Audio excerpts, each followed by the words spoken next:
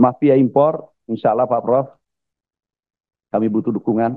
Kalau kami temukan, kami beresin.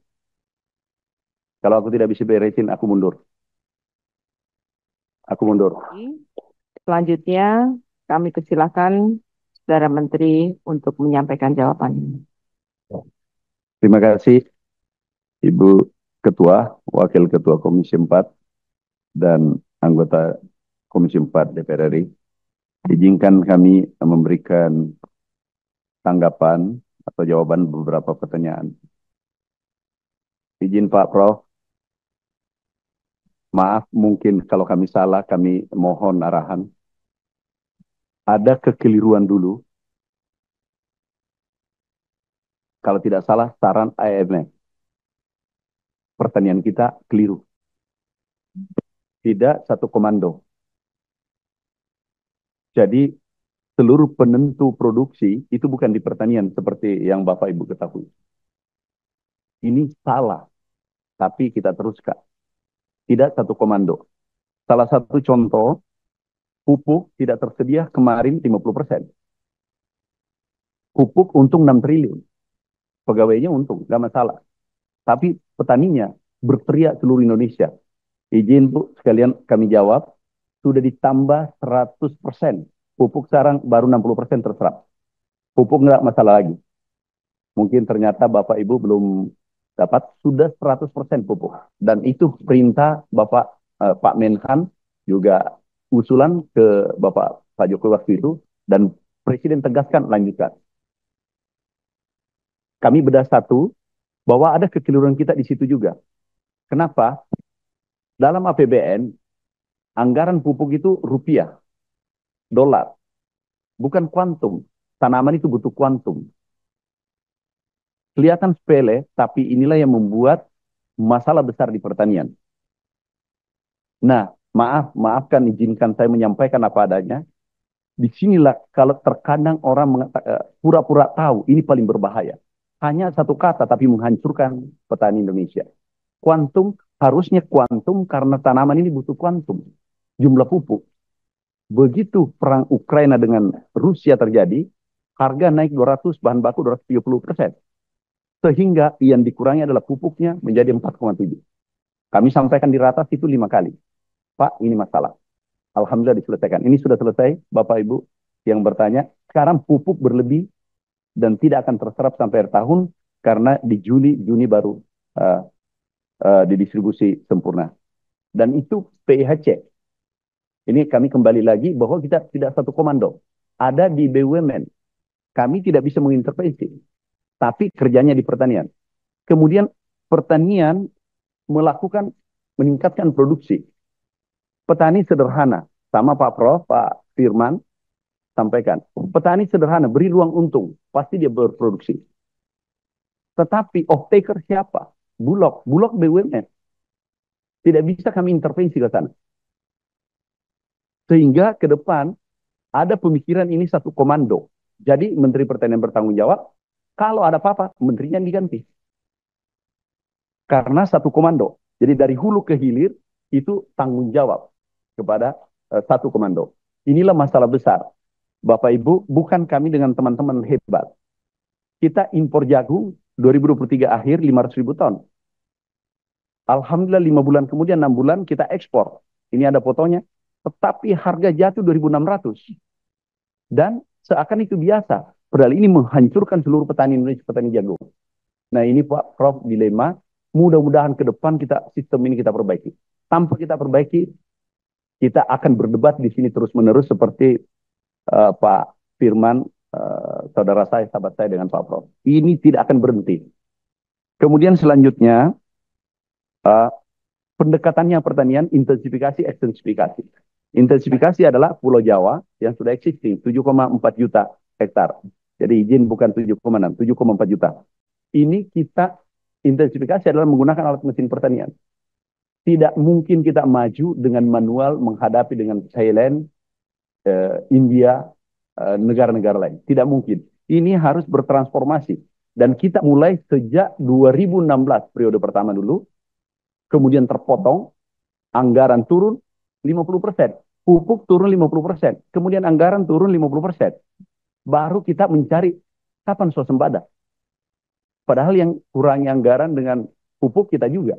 Alat mesin pertanian tidak ada, sudah tua. Nah, ke depan ini pendekatannya holistik, satu komando. Izin Pak Prof, intensifikasi Jawa kemarin mobilisasi karena ada El Nino yang keras. Kemudian luar Jawa ekstensifikasi. Kenapa dulu gagal? Kami dari sana ini kami tunjukkan, eh, stop.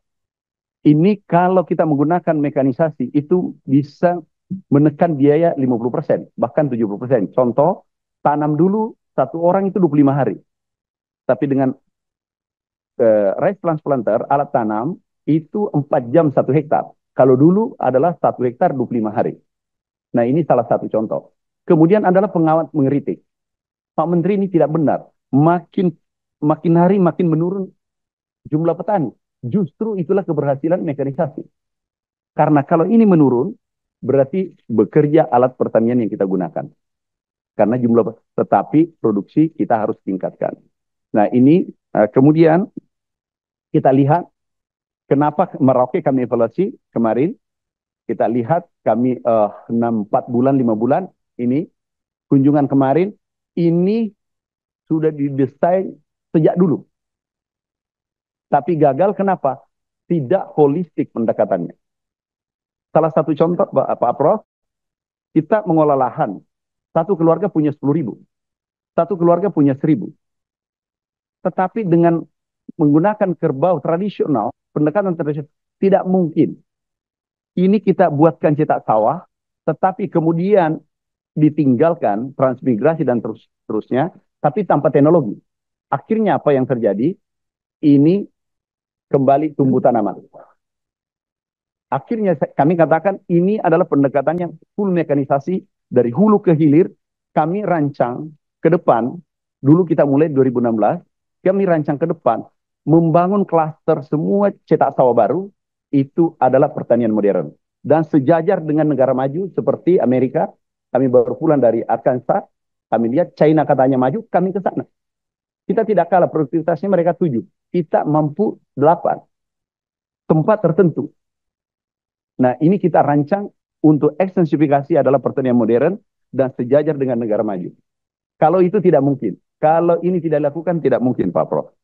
Yang Pak Prof katakan, kalau tidak disupport dengan alat pertanian, gagal. Kami berani katakan sekarang gagal. Tapi ini harus holistik, mulai hulu hilir, mulai tanam, bisa ditunjukkan. Ada sumber daya alam, ada teknologi, ada milenial. Milenial tidak mungkin ikut, tidak bisa dipaksa milenial. Kalau rugi. Sehingga konsep yang kami tawarkan adalah, ini milenial ada 3.000, sekarang ada 20.000 mendaftar. Kenapa? Kami pendekatannya adalah teknologi dan kita hibahkan pada milenial untuk mengontrol ini alat, kemudian mengolah lahan yang jumlahnya satu keluarga kalau di Merauke ada 10.000, kalau di Kalimantan 1.000, ini diolah kemudian bagi hasil 70-30. Kita bisa bayangkan kalau 1.000 hektar 30%. Pasti kaya raya. Kita hitung milenial bisa dapatkan minimal 10 juta. Bahkan bisa 20 juta hitungan kita. 15 orang mengelola 200 hektar.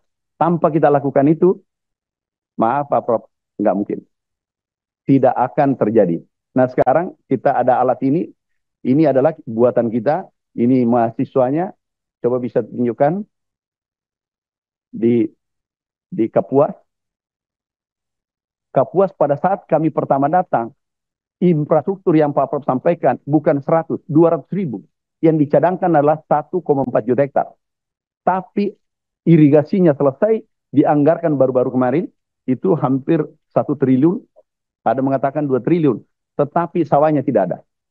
Enggak, yang awal, tunjukkan. Ini awal, kami datang ke sana, baru kami pulang tadi subuh. Ini infrastrukturnya bagus, tetapi tidak ada sawah. Sehingga kami tanya, kenapa? Satu orang memiliki 1.000, 5.000 hektar, satu keluarga. Enggak mungkin. Mampunya palingan setengah hektar dikelola.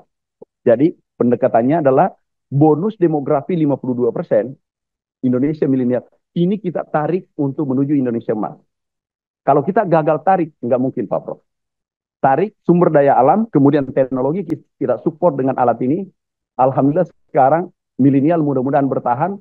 Kami beritahu Pak Dijen, tolong dijaga, jangan sampai milenial lari. Kalau lari kita gagal. Alhamdulillah sekarang masih bertahan, ada 3.000. Sekarang mendaftar sudah ada 20.000. Jadi itu pendekatan kami adalah holistik. Kalau seperti dulu pasti gagal, tapi pendekatan adalah transformasi pertanian tradisional menuju pertanian modern. Pak Prof, masalah gambut, pirit sudah diselesaikan teman-teman. Itu sirkulasi air bagus, kemudian kita berikan dolomit. Ini terjadi kemarin, dulu 2016 kami mulai di, 2016 kita mulai di Merauke, Kalimantan, tapi terhenti. Itu mungkin ada, waktu itu ada kebijakan, ada yang lebih penting. Kemudian Pak Prof, kesejahteraan yang bisa meningkat, pendekatannya adalah bagaimana produktivitas naik, kemudian menggunakan teknologi. Tapi Pak Prof tidak mudah. Kami yang lebih mudah kita lakukan adalah ekstensifikasi, membangun sawah baru, kemudian optimalisasi rawa kita 500.000 hektar, produksinya 2 ton 1 kali 1 tahun. Kita upayakan 2 kali minimal, kemudian produktivitasnya kemarin 7 ton. Dan yang wawancara adalah langsung Bapak Presiden. Beliau tanya langsung produksinya sekarang berapa? 7 ton. Beliau yang sebut, kemudian dulu berapa? 2 ton. Nah itu disampaikan langsung. Bapak Ibu sekalian, lahan karena ada alih fungsi, kami tidak bisa pungkiri itu benar. Itu 100.000 itu benar, sehingga solusinya adalah kita cetak sawah. Nah lahan rawa kita ada 10 juta. Kami sekarang target sampai 1 juta hektar. Kemarin 360, kami kalau bisa 600, 700, tapi untuk sementara baru 360 anggarannya. Ini nanti produktivitasnya bisa naik seperti yang kita lihat di atas.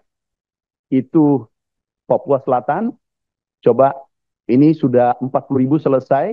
Alhamdulillah produksinya kemarin dilihat langsung Bapak Presiden, itu 7 ton hasil wawancara petaninya. Mafia impor, insya Allah Pak Prof, kami butuh dukungan. Kalau kami temukan, kami beresin. Kalau aku tidak bisa beresin, aku mundur. Aku mundur. Kalau kami temukan, kemarin maaf, mungkin ada sampai kami diserang, dikira pencitraan. Kami pecat kemarin 4, direktur 2. Salah satu guru besar SMS dan Bupati, Pak Menteri, ini masih main-main di kantor. Aku berita tutup buku. Kami tidak senang membahas masa lalu. Tapi sekarang buka lembaran baru, ternyata begitu SMS masuk, kami panggil, 5 menit kami tanya, mengaku, sudah masuk Polda Pak Irjen ya? Sudah, mungkin sebentar lagi tersangka. Kami panggil, ini buktinya, ini SMS, kamu ambil uang, kurang lebih 10 miliar. Yang kemarin ini 700, kami dapatkan 800 ya. 800, minta maaf, ini saudaranya pangkatnya cukup tinggi, tapi kami minta maaf, saya harus pecat. Jadi insya Allah Pak Prof, kami sia-sia di sini kalau kami tidak bisa berbuat yang baik. Tapi kami tidak bisa berhasil swasembada tanpa dukungan Bapak. Komisi 4, kami tidak bisa tanpa Bapak. Kami tidak bisa. Kemudian mafia impor dulu, kalau dulu 400 kami masukkan tersangka masuk penjara. Periode pertama. Data BPS, izin, mungkin kita tidak berdebat lagi BPS. Kami sudah minta seluruh dirjen tidak boleh mengeluarkan data kecuali BPS. Supaya tidak lagi diperdebatkan. Karena mafia masuk di situ. Datanya mentang keliru dan seterusnya. Tidak ada. Kita gunakan data BPS. Izin pimpinan kami gunakan data BPS. Bukan data kementerian lagi. Jadi apapun data yang dipercaya adalah BPS.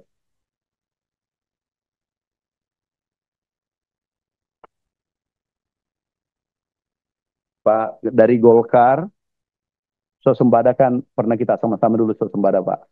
Bukan saya, Bapak, Pak Darori. Jadi banyak teman-teman di sini, swasembada dulu itu kita tercapai. Kalaupun serangannya bertubi-tubi. Bapak juga serang juga saya, tapi saya sabar.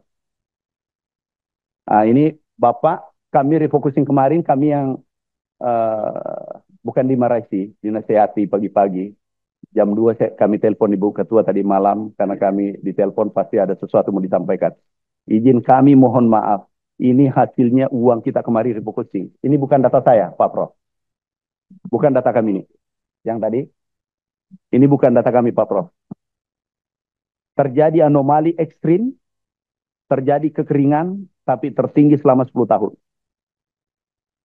Agustus, September, Oktober. Apa yang kami lakukan, pompa kami izin kemarin, karena waktu kami terdesak, tinggal 5 bulan, kami belikan pompa Jawa Timur, Jawa Tengah, Jawa Barat itu 40.000.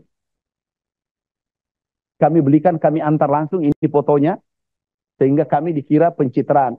Maaf Pak Firman, Kakanda tercinta, kami kan partai. Kalau saya partai pencitraan ini kami karena kami minta digerakkan. Keberatan teman-teman lagi, Pak Menteri kenapa tidak kami tidak kirim? Saya bilang silahkan ambil.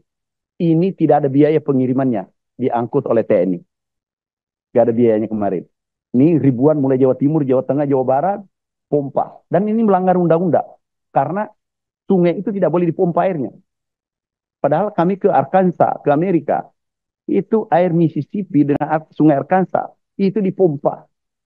Tapi kita dilarang pompa karena katanya biota dijaga menurut Menteri PU. Saya katakan tinggal 2 pilihan, menjaga biota atau menjaga masyarakat. Januari shortage, antri beli beras. Ini kemarin kami pakai kapal ini antri beli beras, kita masih ingat, dijata 15 kilo. Nah ini yang mengkhawatirkan kemarin, sehingga kami non-stop mengejar di lapangan. Saya minta maaf, kurang komunikasi, mungkin ke depan ini tidak terjadi, kurang menyampaikan kepada Bapak Ibu. Jadi saya mohon maaf, karena kami betul-betul di lapangan. Mengecek satu-satu, jangan sampai ini berlanjut. Kalau ini berlanjut, negara bisa bermasalah. Pangan bermasalah, negara bermasalah. Pasti bermasalah, Pak Prof. TNI Polri, itulah bantu kami, Pak. Enggak ada biayanya, Pak Firman.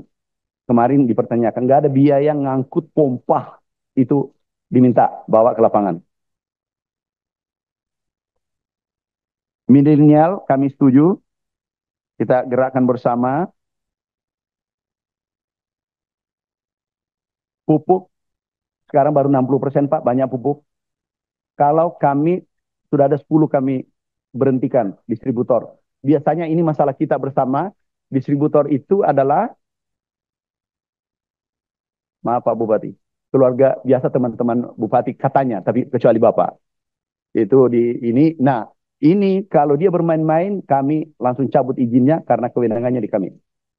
Ada kemarin dari Aceh Pak Alik, minta maaf kami cabut. Ada Jawa Tengah, kami cabut izinnya. Ada beberapa yang melapor bahwa harga dinaikkan, kami langsung cabut. Cabut di tempat, nggak ada peringatan. Karena petani sudah menderita, ditambah penderitaannya lagi. Dari PKB, Pak Jelani, terima kasih Pak. Aku sampai dibilangi, kamu itu orang Sulsel. Kenapa tidak bangun food estate di Sulsel? Pak, kami Menteri Pertanian Republik Indonesia. Dan kami, kenapa bangun di Kalimantan? Kenapa bangun di Papua? Kenapa Sumatera Selatan? Kenapa di Aceh? Kenapa di Sumut? Karena di situ potensi, maaf Pak, membangun berdasarkan keunggulan komparatif advantage. Di mana ada air melimpah, kemudian ada lahan sawah, biayanya tahu Pak, itu hanya 20% dari total biaya kalau kita membangun sawah di tempat yang salah, keliru.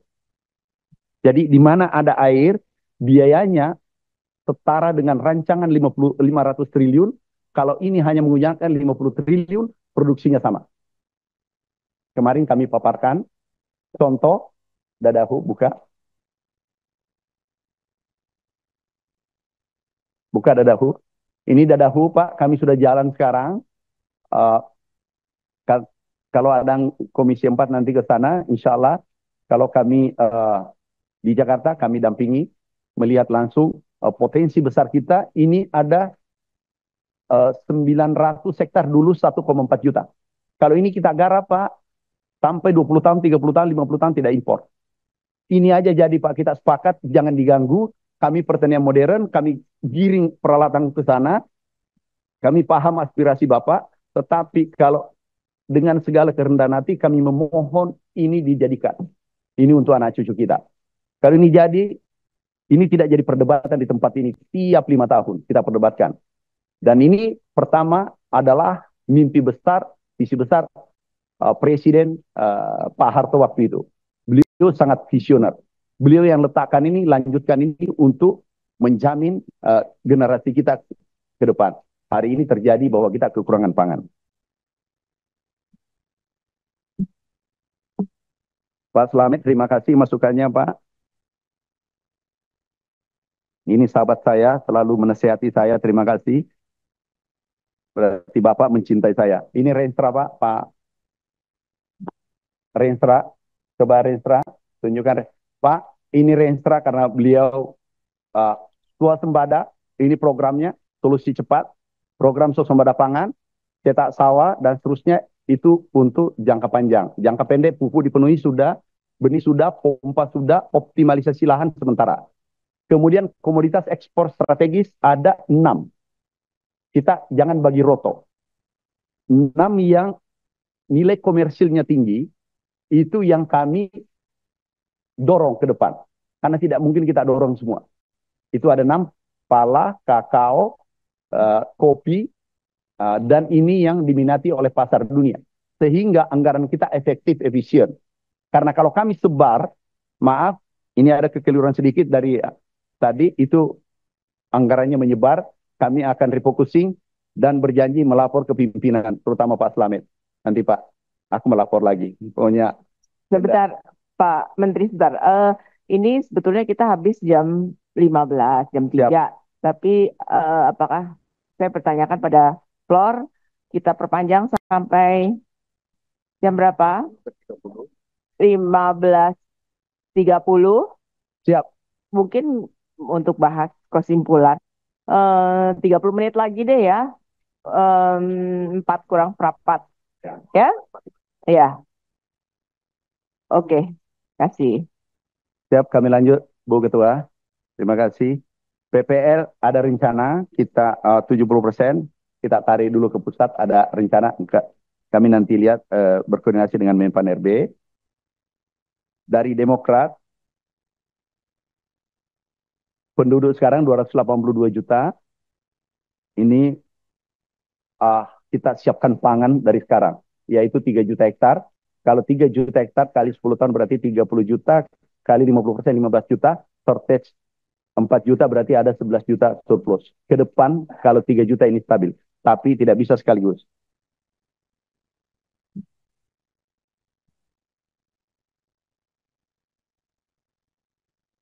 Anggaran Bu, anggaran yang 7,9 triliun memang tidak cukup. Dulu standar kita swasembada itu 32. Jadi bukan bahwa 6,9 triliun tidak cukup. Dulu kita, 34 triliun. Jadi itu memang tidak cukup. Kemudian ada produksi itu tidak langsung kalau cetak sawah, Bu. Butuh penyesuaian 1, 2, 3 tahun, stabilnya 4 tahun, 5 tahun. Karena produksinya biasanya pertama 2 tahun. Penyesuaian karena ada pirit dan seterusnya. Jadi tidak cetak sawah langsung produksi. Biasanya 2 tahun. Merauke dulu juga demikian. Bahkan tidak tumbuh pertama. Jadi anggaran 30 itu adalah cetak sawah, tidak langsung kita panen sekarang. Tapi mungkin ada panen tapi rendah.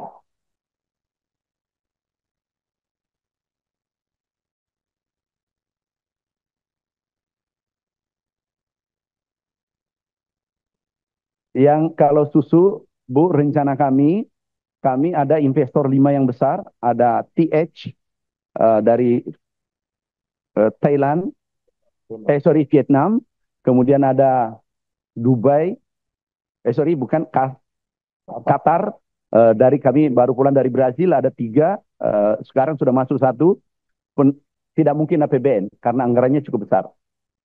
Nah kemudian ada juga tadi pertanyaan karena menghemat waktu, program makan bergizi, kami sudah hitung bahwa protein dan karbohidrat kita butuh itu ada pada telur, protein ada pada ayam, ayam kita surplus. Kemudian ikan juga, sayur-sayur, kemudian minyak goreng, kita berkontribusi pada dunia 58% dari sawit, karbohidrat, insya Allah mudah-mudahan kita bisa swasembada lebih cepat dari target. Semuanya mimpi kami adalah dipenuhi dari desa. Sehingga di mana ada dapur, kami membuat klaster, di sini kita dorong, di sana kita dorong, bangun sayur, pangan lestari kita beri nama, seperti yang ada sekarang. Jadi ayam, jadi apa yang dibutuhkan nanti, bahan baku oleh pangan bergizi, kita dorong pertanian, bahu membaku dengan Menteri Desa. Besok insya Allah kami dengan Menteri Desa ada anggarannya 15 triliun, kami kolaborasi karena anggaran terbatas Pak Prof, para Bapak Ibu sekalian. Besok kami ada 1.500 kepala desa, kami dorong di mana dapur berada, di situ kami dorong bersama kolaborasi. Dan perintah Bapak Presiden, beliau menyampaikan kolaborasi agar bisa kita capai mimpi besar kita, yaitu swasembada pangan. Terima kasih. Wassalamualaikum warahmatullahi wabarakatuh.